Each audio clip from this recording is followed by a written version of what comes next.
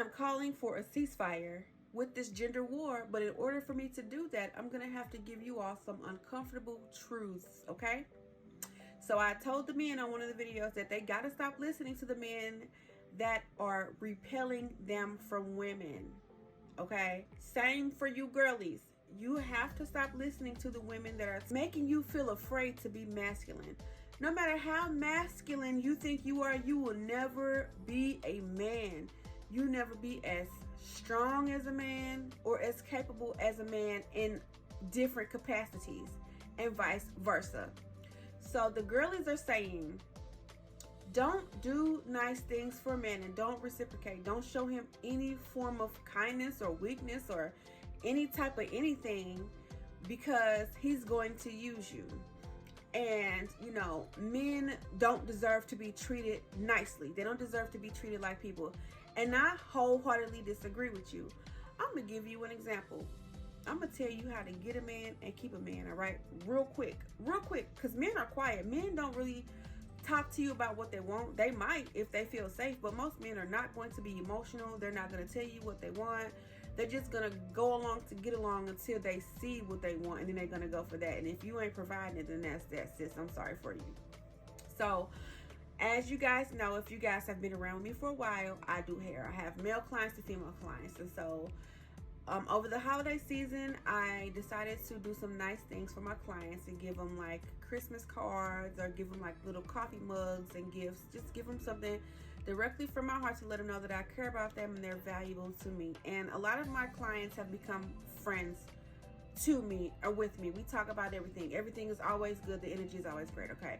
So one client in particular, like our salon sells candles, and one client in particular, he wanted to buy a candle, but I'm still kind of new to that salon. Like I only been there a few months, and I have not had the pleasure of having to work the register.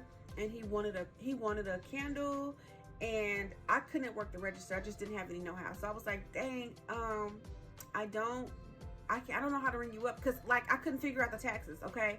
I just was like, I don't know the taxes. I don't know what to charge you. I don't want to overcharge you or undercharge you for this candle. So next time you come, we will have it figured out and you can get whatever you want here. Okay. Okay, cool. So keeping that in mind, the next time I go shopping, I think to myself, oh yeah, he did. I want to make sure I get him something nice. Let me get him a candle. So I'm at Target. I'm going through Target, the candle aisle, sniffing up everything, and I don't really smell anything that I think that he would like. This is just me putting myself in his shoes because of the smell that I know that he liked at the salon. These are not really resonating with me, but I'm empathizing, I'm sympathizing, I'm putting myself in his shoes because he has let it be known that he wants something and that he likes something. And I'm perceptive. I have emotional intelligence. So I'm going to take this opportunity to do something nice for him, specifically that, like something that he would like. So I find this diffuser set. I think there's a candle and then there's oil and then there are like, you know, the diffusers. I find it, it's reasonably priced. I grab it and I just, you know, keep it in the trunk until his next appointment. His next appointment rolls around and he's about to leave. And at the end of the appointment, I hand him this bag and I say, this is for you. Merry Christmas. And he's like, what is this? I'm like, it's just for you. Merry Christmas. Apparently you like candles. You wanted a candle. You wanted like something like that. So I just thought, here you go. Merry Christmas. And this man who was so strong and silent, I'm talking about strong, 6 feet, strong, silent, towering, stoic. And he rarely laughs when I crack jokes. And I'm telling you, I be giving my best, okay, when we're laughing and talking, but it's usually me laughing and him talking. He said, thank you. Like, he cracked a smile. He was happy. And I know that he thought, wow, she was thinking about me. How often do you think women are doing things for him? Big, strong, stoic, silent man who can take care of himself. How often do you think he's got women pouring compliments in his ear, telling him that he's valuable, telling him that he's necessary, that he is not the sum of his accomplishments or his failures? Just being nice to him, treating him like a person, being kind to him, right? Do you know that how you treat a man could transform him psychologically? You could take a man who is broken. I'm not saying that just start adopting projects, because some people just need to heal on their own. But you can take a man that is broken or who doesn't really know his worth, and just by you nurturing him emotionally and being present and emotionally like intelligent, paying attention to the things that he says when he does talk to you, that you could transform him from a prince to a king. Right? We like it. Us girls like it. We compliment each other. We always have our hair done, and we just feel like so good when another woman says, "Hey, you doing good?" Or when a man says, "My God, you are beautiful," or here's a little something for you. But we don't want to do that for men. But here's the double standard, though, sis. You are all about that bag, so you got to get up. You got to go to work. You got to drive your car. You can't be a passenger princess when you drive your car. There's no man to drive your car for you, right? But just follow the line of thinking. You go to work, you have to de-escalate problems. You have to be a problem solver. You have to figure things out. You have to lead your team. You have to manage if you're in that position. You know, you have to communicate clearly. You have to be in your masculine energy when you're at work. You can't be emotional. You got to be logical. You got to see what makes sense. You got to remember what was said. And then at the end of the day, you have to close down that building or that place of business and go on about your business. How come it's okay for you to be in your masculine energy at work, but when it comes to a man that you are interested in or in love with, you cannot show him that you can reciprocate kindness and love through gift giving and words of affirmation? How can anybody thrive in a relationship that's supposed to be loving and they never hear kind words?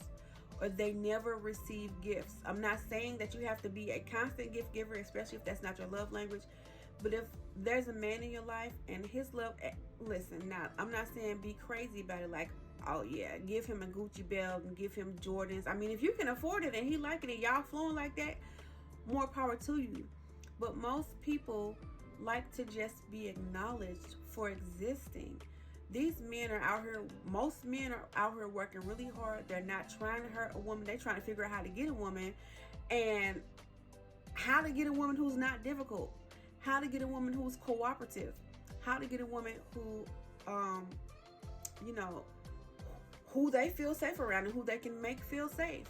But if you women are being difficult and you're refusing to cooperate and you're refusing to reciprocate kindness and generosity and love and those things that will help to propel a relationship forward, how do you expect to keep a man?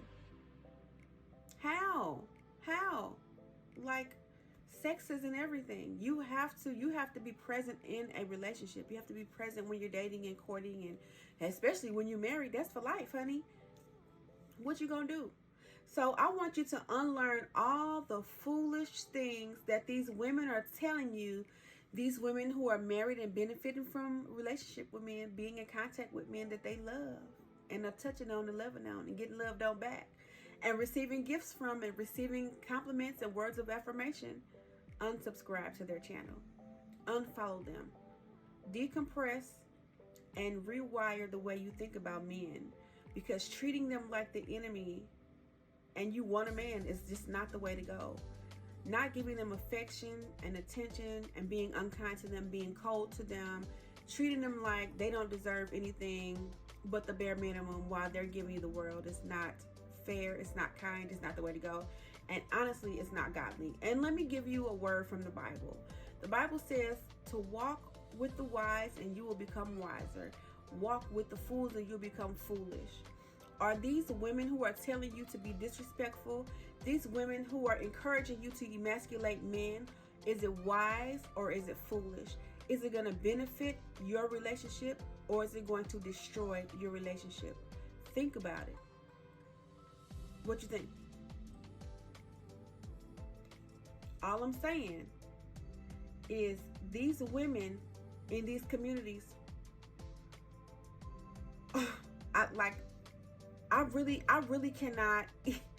There are so many things that I want to address, but I cannot. I just one at a time. But these things have me passionate about them because it's like, do we as grown folks really have to go back to the elementary concepts about how to treat each other? how to love each other. Like children know how to hug and love and reciprocate kindness and even go out their way to be kind even when people aren't kind to them. But we have to be trained how to be kind to men and women. Like I say it in my videos, if you want a man, it's not hard. Men are very easy to please. Men are very easy to please, and men don't even really make waves. They don't even like. It takes a lot for a man to come out of pocket and tell you what he don't like about you, because he don't want to see you hurt. He don't want to hurt your feelings. He don't want to cause anything. He does not want to disturb the force where his loving is coming from. Okay, he don't want to mess nothing up. So men ain't really gonna do all of that. It's usually the women. So anyway, with that being said, my sweeties, my girls who are working on themselves, and the men out here working on themselves, who do not want to be a casualty and in the gender war. Women don't know how to love you because they listen to women who I don't even know what to say. I don't even know what to say. Like, how can you be a woman married to a man but spend your time on the internet making videos that emasculate men and make them small and make them less? I don't listen, I don't get it. Listen, it's confusion. So I'm not supposed to understand confusion because I have a sober mind. I am not torn in my opinions. I'm not torn between two opinions. I have a sound mind, so I am not confused. But the things that they're saying is confusion. It's confusion. It's confusion because they are misdirecting you when it comes to love. If you want love, you have to become love. That's as simple as it is. Do things that are lovely and kind and good and generous. And if you're not going to initiate, at least be willing to reciprocate. Okay, ladies and gentlemen, this video was now about 12 minutes long, so I have overstayed my welcome. But again, thank you for coming and unwinding and getting some of these truth bullets, truth pellets. If you like this video, hit a thumbs up, subscribe, leave a comment below, and I'll talk to you in the next one. Bye.